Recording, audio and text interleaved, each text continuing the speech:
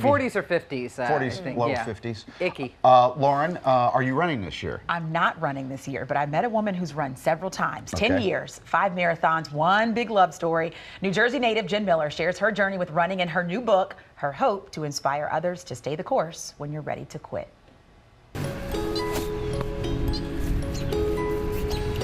I hope to run until the day that I die. It's a love like no other that all started with a broken heart and a few other things. My boyfriend at the time broke up with me, my grandfather died, and then I bought a house and then the recession hit. So I'm self-employed, so I lost half of my clients.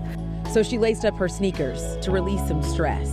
So I really found a lot of power in myself through running.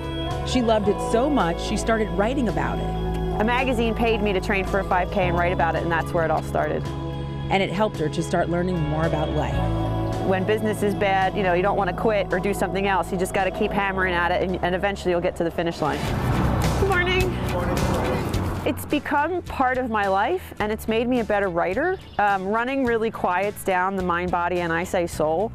Her soul now satisfied. It's been 10 years and 5 marathons of running and racing, winning and losing. Sometimes it stinks. Like sometimes running still for me is really terrible and I don't want to do it, but stick with it and it's worth it. But it all started at the start line. My mom's first race, she finished dead last, and she was so excited that she finished. She started running at 58 years old, and now she's preparing for her first half marathon. There's a sense of accomplishment in training for 18 weeks for a marathon and then coming out on the other side in the finish line. Thousands are expected to cross the finish line on the Broad Street Run on Sunday. And even if you finish last, who cares? You finished. Miller remembers her very first one.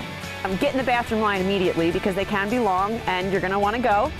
It's the 6th largest race in the country through the streets of Philadelphia. It's going to be crowded at the start no matter what. It's a huge race. A race many will call their first, and Jen applauds all of them for getting out there because she knows just how much it can help save your life. You know, I've been through some dark stuff and I came out on the other side. I really hope to do it for the rest of my life.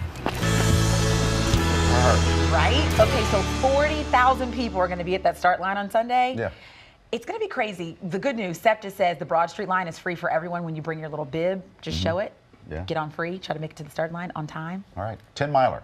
10 miles. I love her story. What's the name of her book? She's a book out? Or Running, a Running. love story. A love story. A love story. I like that. That's right. My Jen book is Miller. called Loving, a Run Story. You better run. Because Yeah, they run from him. That's right. right. Hi, I love you. They start running. Thanks, Lauren. Of course. We'll see you at the Penn Relays later, okay? Yes, I'll be running. All I'm right. excited. 6:50.